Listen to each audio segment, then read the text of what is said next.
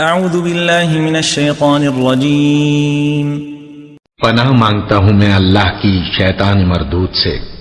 لیس لک من الامر شیء او یتوب علیہم او یعذبہم فإنہم ظالمون۔ اے پیغمبر، اس کام میں تمہارا کچھ اختیار نہیں۔ اب دو صورتیں ہیں، یا اللہ ان کے حال پر مہربانی کرے یا انہیں عذاب دے کہ یہ ظالم لوگ ہیں۔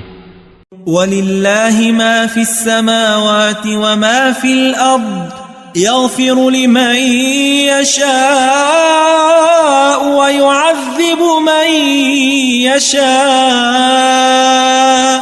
وَاللَّهُ غَفُورٌ رَّحِيمٌ۔